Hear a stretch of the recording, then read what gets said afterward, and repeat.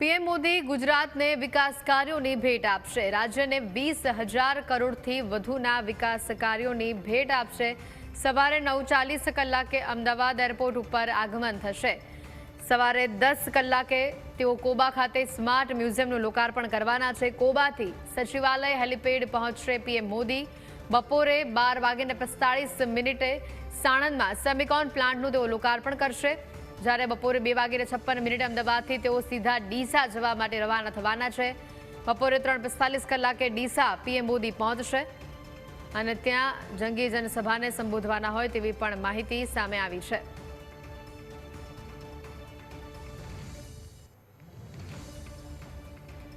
વધુ વિગતો જાણીશું। સંવાદદાતા આશુતોષ અમારી સાથે સીધા જોડાયા છે અને સાથે મિહિર પણ જોડાયા છે।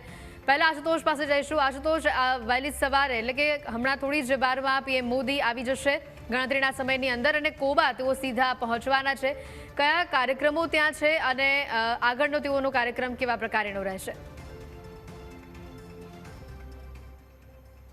જી, વાત કરવામાં આવે તો આજે વડાપ્રધાન નરેન્દ્ર મોદી એક દિવસની ગુજરાતની મુલાકાતે છે અને કરોડો રૂપિયાના વિકાસ કાર્યોની ભેટ જે છે તેઓ આપવાના છે। પરંતુ સૌપ્રથમ તેઓ અમદાવાદમાં કોબા ખાતે આવેલું જે મ્યુઝિયમ છે તેમાં તેઓ જશે અને ત્યાં તેઓ મ્યુઝિયમનું લોકાર્પણ જે છે તે કરવાના છે। જૈન મુનિઓ સાથે તેઓ વાર્તાલાપ પણ કરશે। આજે મહાવીર જયંતિ પણ છે એટલે ખાસ કરીને જૈનો માટે આ ખૂબ જ મહત્વનો દિવસ છે કે આજે તેઓ વડાપ્રધાન નરેન્દ્ર મોદી જે છે ત્યાં સમગ્ર મ્યુઝિયમ જે છે તેને ખુલ્લું મૂકવાના છે। સાથે સાથે તે કાર્યક્રમ પૂર્ણ કરીને તેઓ સીધા જ સાણંદ જશે, ત્યાં સેમિકન્ડક્ટર પ્લાન્ટનું પણ જે છે લોકાર્પણ કરવાના છે। ખાસ કરીને ગત મહિને પણ વડાપ્રધાન નરેન્દ્ર મોદીએ ટાટાનું જે સેમિકન્ડક્ટરનો પ્લાન્ટ છે માઇક્રોન તેનું તેઓ ઉદ્ઘાટન કર્યું હતું। આજે બીજા પ્લાન્ટનું જે છે તેઓ લોકાર્પણ કરવા જઈ રહ્યા છે। એટલે સેમિકન્ડક્ટર ક્ષેત્રે ભારતની જે ક્રાંતિ છે અને જે રીતે તાઇવાન છે દક્ષિણ કોરિયાની જે માસ્ટરી હતી સેમિકન્ડક્ટરમાં, ત્યારબાદ હવે ભારત જે છે તે પણ નવો ઇતિહાસ રચવા જઈ રહ્યું છે એટલે તેનું પણ પ્લાન્ટનું તે ઉદ્ઘાટન કરશે। સાથે ત્યારબાદ બપોર બાદ તેઓ અહીંયા ડીસા પહોંચવાના છે અને ત્યાં પણ તેઓ જંગી જનસભાને સંબોધન કરશે। ખાસ કરીને વાત કરવામાં આવે તો 19,800 કરોડના વિકાસ કાર્યોનું લોકાર્પણ જે છે અને ખાતમુહૂર્ત વડાપ્રધાન નરેન્દ્ર મોદી કરશે અને જંગી જનસભાને પણ સંબોધિત કરવાના છે। સમગ્ર રાજ્યમાં વિવિધ પ્રોજેક્ટ જે છે તેનું તેઓ લોકાર્પણ અને ખાતમુહૂર્ત કરશે। ખાસ કરીને શહેરી વિકાસ એટલે અમદાવાદ અને ગાંધીનગરમાં જે પ્રકારના વિકાસના કાર્યો થયા છે તેનું તેઓ લોકાર્પણ કરશે। અમદાવાદથી ધોલેરા એક્સપ્રેસ હાઈવે જે છે જે તૈયાર કરવામાં આવ્યો છે અંદાજિત 5,000 કરોડ રૂપિયાના ખર્ચે, તેનું પણ તેઓ આજે ખુલ્લો મૂકશે જાહેર જનતા માટે, જેથી કરીને સીધા જ જે છે અમદાવાદથી ધોલેરા સુધી જે છે તે ટૂંક સમયમાં પહોંચી શકાય અને ઇન્ડસ્ટ્રીને નવો વેગ જે છે તે મળવાનો છે। સાથે EWS આવાસ યોજના જે પ્રધાનમંત્રી આવાસ યોજનાની છે તેમાં પણ 34,000થી પણ વધારેના કરોડના ખર્ચ 34,000થી પણ વધારે લોકોને જે છે તેઓ પોતાના ગૃહ પ્રવેશ જે છે તે કરાવવાના છે। સાથે વાત કરવામાં આવે તો અન્ય જે રેલવે પ્રોજેક્ટ છે ઉપરાંત ડીસા અને થરાદ જે નવો જિલ્લો બનાવવામાં આવ્યો છે થરાદ અને વાવ, તેમાં સૌ પ્રથમવાર તેઓ આવી રહ્યા છે એટલે તેઓ જનતાનું અભિવાદન પણ દીશે અને અહીંયા પણ વિવિધ વિકાસ કાર્યો જે છે તેનું ખાતમુહૂર્ત કરવાના છે।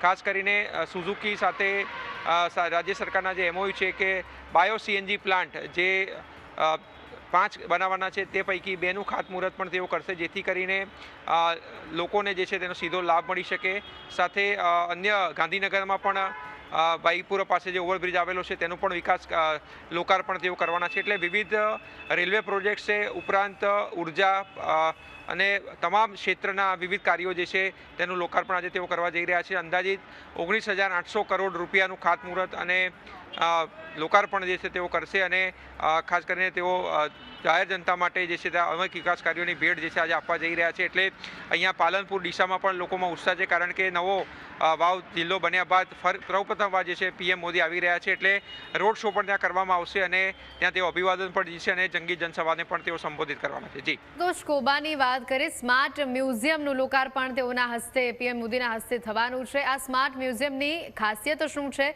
અને જૈન ધર્મના લોકો માટે આ મ્યુઝિયમ કઈ રીતે આકર્ષણનું કેન્દ્ર બનશે?